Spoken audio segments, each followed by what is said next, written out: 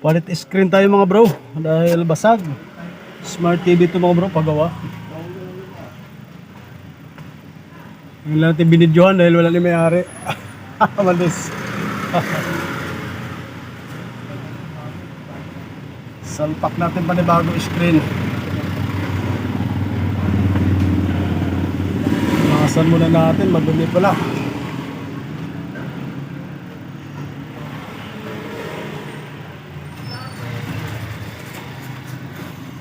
Madumi ang kanyang screen.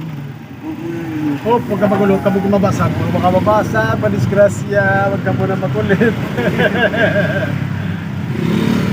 Huwag ka munang magulo, Kuya Fred. At baka madiskaril itong pampalit natin ng screen.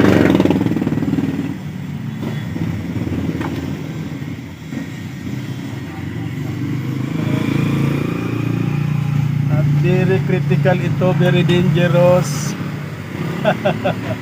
Very dangerous. Tayo lang natin dahil madumi pala. Ipunas muna natin.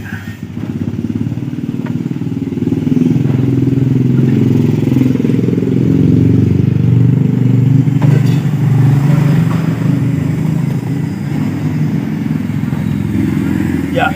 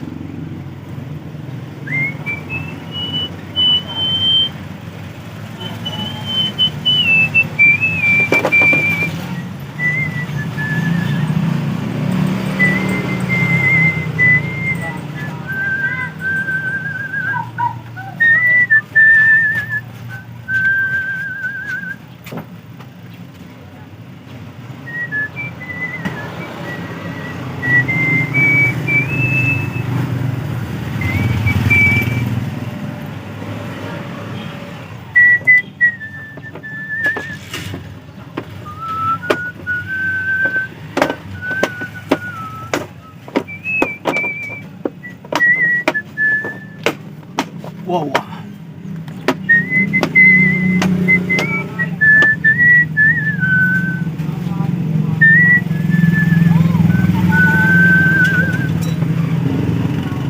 Kubi ito mga bro na Smart TV. Ang pinalit natin ay galing sa Nuba na brand na 42 inches. Yung pinanggalingan nito ay sa LED TV lang. Papalit natin ay smart na siya. Kaya lang magpalit tayo ng Picon board. Dahil iba yung kanyang screen na ginamit.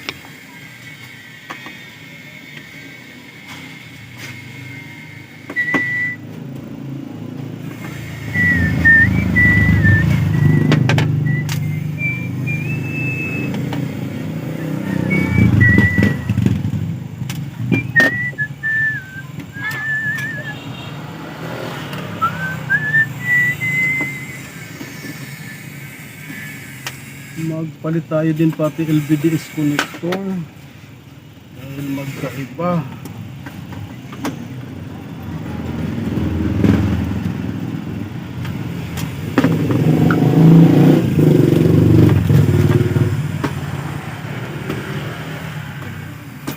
Pati LVDS connector, ito yung Tikon board.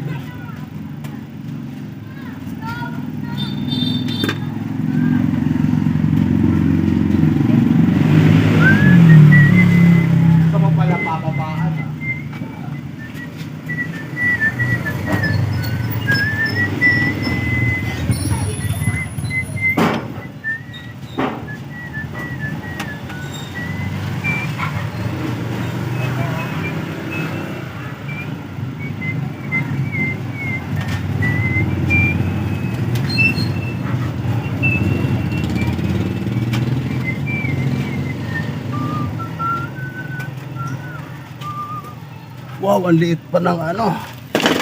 Magkasya. Oh, toy, masugat ka tayo.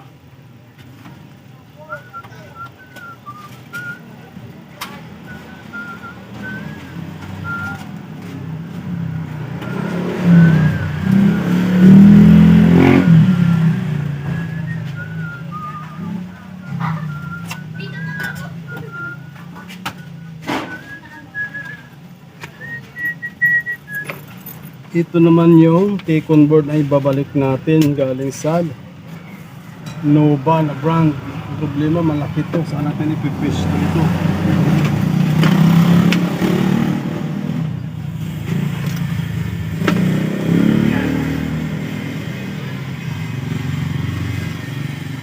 Ang problem nito ay malaki masyado yung kanyang Tikon board.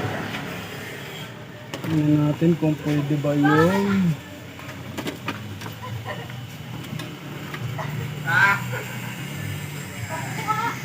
pwede, kailang malapad, no? Medyo komplikado pala to.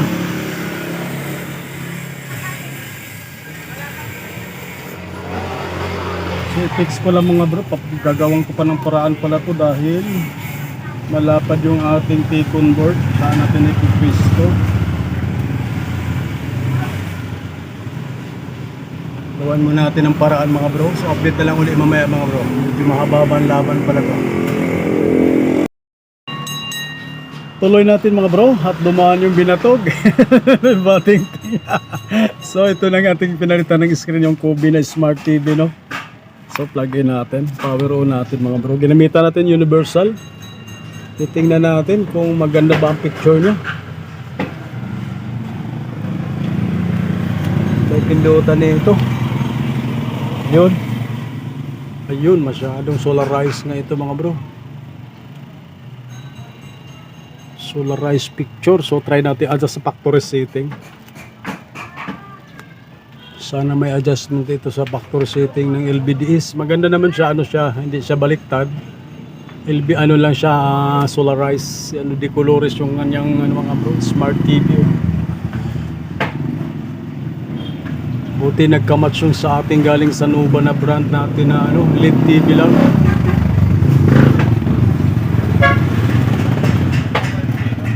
Tagal naman siya mag-loading ah. Yan. So try natin sa nagkaano pala yan. So gamitan natin ang, try muna natin sa, lagay natin sa video source para ma-adjust natin siya. Video muna natin and okay natin. Yan. Kitang kita yung solarized niya, no? So pasukin natin yung ano niya, service mode. Try natin yung menu 1147, yun ang kadalasan sa mga China na TV. 1147. Yun lang, walang lumabas na factory setting. So try naman natin, balik muna natin, no? Subukan naman natin yung source na 2580. So source, yan, 2580. Ayun, Lumabas na yung kanyang factory, TV factory, yan nakasulat mga bro. So punta tayo kaagad sa panel. Baba lang natin sa remote, baba, yan. Tapat tayo sa panel, okay lang natin. Yun. Try natin tong sa, wala kasi yung LVDS current niya, ibang nakasulat. So try natin baguhin tong bits. Nakalagay dyan 10 bits, so baba natin sa remote. Yan, try natin itaas. Yun. 6 bits pala, ang maganda, 6 bits. 8 bytes, 8 bits wala. 10 wala, 6 ang natural sa kanya. Yun, maganda na siya. So try natin exit. Exit muna natin, exit. Yan, gumanda na yung signal niya mga bro. So try natin source. Lagay natin sa TV. Yan, lagay natin sa TV. Ay, ano ba yun? Bumalik. Yan, lagay natin sa TV. Okay lang natin. Sa remote. Okay. Yun! Ang ganda na. Ang ganda ng palabas nito ah. May sayang pala palabas na to ah. So malinaw na siya. Buti, dito tayo napahirapan. So try natin sa ibang channel. May sayad yung palabas na yun. Mahirap yun, may sayad. So kanta ito, delikado ito. Magkano? Lipat natin, baka tayo mas CPR. Yan, maganda na mga bro. Karira pala ito. So lipat pa natin na ibang channel. Maganda to dahil mayroon na siyang digital. Yan o, naka-antenna lang yan mga bro, naka-digital o maganda. Malinaw na siya. So okay na itong ginagawa natin na Kobe na Smart TV no, na 42 inches no. So maraming salamat sa inyong panonood sa ating mga in-upload na mga video mga bro. Maraming salamat at sureball na ito mga bro. Sureball na yung pambigas natin dito. So magandang hapon na lang sa ating lahat. Sigurado na yan mga bro.